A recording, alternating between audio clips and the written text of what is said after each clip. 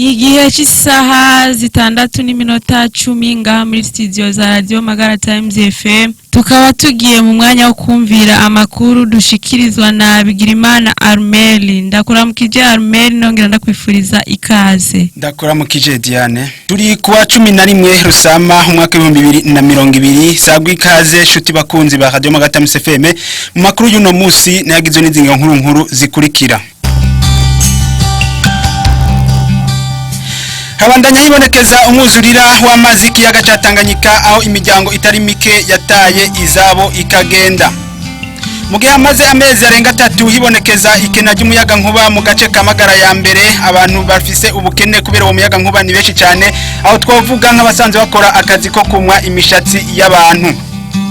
Ubukene kandi bwugarije abene gihugu buriko burigaragaza cyane, aho abadandaza ivyamwa batakigira ayo bacira nayo bamira. Amakuru mugiye kuyashikirizwa na Bigirimana Armel dufatikanije na Dismas Ndanyi bagira. Mu buhinga bw'ivyuma turiko dufashwa na Richard Ndayizigiye, sangwa ikaze mu kanya idonido. Muri radio Magara Times FM. Ndasubiye kubaramutsa, reka amakuru yacu tuyahere mu gisata c'amazi. Harabandanya hibonekeza umwuzurira w'amazi kiyaga ca Tanganyika aho imiryango itari mike yataye izabo ikagenda, ariko mu gisata c'amazi ya Regideso ngo bobo siko bimeze, aho ni mu gihe hariko hibonekeza ikena ry'amazi ya Rusengo mu mabomba atari make. Chenjwe gisata c'amazi muri komine ya Bugaramaribe aratubwira wewe ukuntu abibona, reka tumutega amatwi.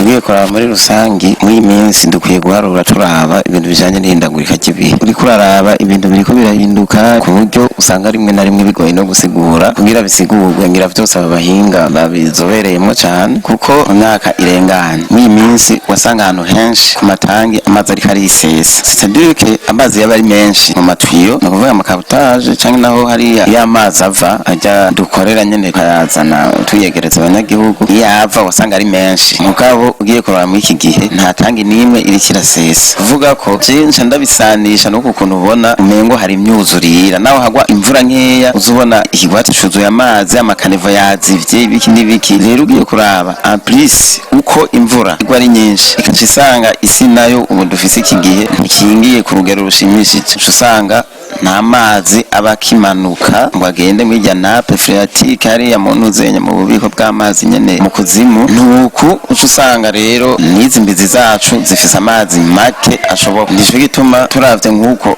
twebwe dufise nk'amakabutage ashaka nka 3 azana amazi nk'ayo magara. Imwe ugasanga ifise itwiyo zitatu. Nk'ubwiza mu kwa kane mu myaka iheze wasanga izo twiyo zitatu zose ziriko zikura amazi muri kabutage zuzuye. Muga muri iki gihe usanga nta nitwimwe, ahubwo hari n'ubwoba yuko mu mezi ariko araza ngaho imbere ashobora kuba ikibazo amazi agakena gose. Nico gituma mbere umuntu agira ubuntu nyene akaronka uburyo ashobora kubivuga mu buryo abantu bavyumva ari benshi. Abantu n'ukuri barakwiye kwiga ingene bashobora gukoresha amazi neza, maze akora cyo yagenewe, kuko hari ibikorwa bimwe na bimwe tuzosanga bidakunda ko tubikoresha kuko amazi atoba ari make, kandi amazi niyo murazi ari ubuzima. Cyo bisaba rero ko tubanza gukoresha amazi akora ku mubiri n'ibyo tuba dukeneye mu ngo. Mugabo ibindi bikorwa vyo hanze bijya vyo gufyatura amatafari vyo kugirane bijya byose bira bitera ibibazo. Abantu niyumvira yuko bo kwiga ubundi buryo bashobora kuzokora, mugabo ntagire umuntu yo kwishiramo yuko dufise amazi nk'ayakara. Tukiri muri ico gisata nyene arongera kandi akavuga yuko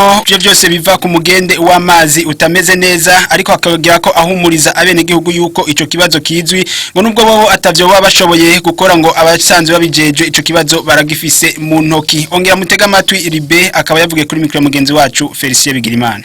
Atari quartier yino nubije byeno kwitanganyika canke haruguru muzakizegwa hakiri delestage ahandi nta yihari. Nico gituma ntitwava turenze urugero ngo nta mazi abantu bariko bararonka kandi ahari. Hanyuma kigishe ndaco kirabura amazi kubera ko n'umugende tutovuga ko ushaje, mugabo wagize ikibazo mu nyubakwa ufise. Izo nyubakwa rero zidutwara amazi menshi. Nico gituma ayabonetse tuca twikora kubwo buryo bwo kuyaguranya, bamwe baronka abandi babure kugira abantu nyene baronke amazi bashobora gukoresha. Ntabundi hoho amazi kubisanzwe arahari. Je nibwira aho bidoga hari hamwe na hamwe utoca utangira inyishu ubunyene mugabe iconzi ico ni umugende wakorewe ivyigwa ni GZ barakoze ivyigwa amasoko yaratanzwe kandi n'ubu nawe babaza bavuga yuko gusa hasigaye akanya gatoya canke naho ari probleme nyene technique abafise mugabo umwanya n'umwanya bashobora kuza kuwukora uwo mugende umva rero maze kuwukozwe izo nyubakwa ntizibe zikidutwara amazi nk'ubu umva akantu kaziyongera hazogira igihindutse abundi hoho nta muntu avuga ubunyene ngo ngiye mu kongereza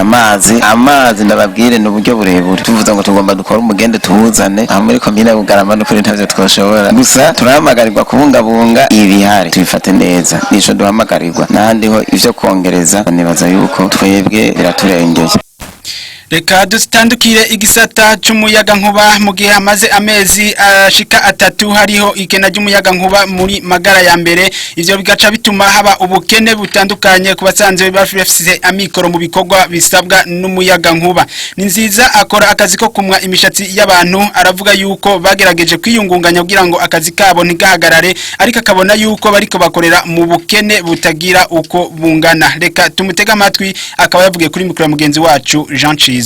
Dusanzwe turi abakwafere nyene tumwe abantu haraheze nk'ikintu c'umwaka n'inusu dutanguye aho kazi nyene kacu ko kumwa abantu turavye nkuko koba karimwo karagenda muri no misi ntabwo bishimishije cyane kuko bivanye nuko atanumuyaga nkuba sanzwe uhari haheze nk'amezi nk'atatu tamuyaga nkuba hari rero ni kuvuga yuko uko twifuza uko kogenda siko kagenda bivanye nuko abantu benshi bataza kwimosha ku bwinshi bivanye nuko atamuriro uhari kandi bivanye n'ubukene busanzwe buhari tubona atakarusho kariko gafisemo muri akazi kacu ubu kugira tumwe twari yungunganije nyene turakura sora hamwe n'ibateri kasha tumanika sora hejuru ku mabati hanyuma umuriro ugiyemwe mw'ibateri tukabona kumwa muga gusa intambamye hari nuko iyo hazindutse igitutwa ticumwa nkuko twavyifuza kuko nta muriro mw'ibateri ushobora kuba uwoboneka wo kumwa umuntu ico ko basaba ababijejwe vy'umuyaga nkuba nuko nyene botugirira nyene vuba kugira dukore nk'abandi kuko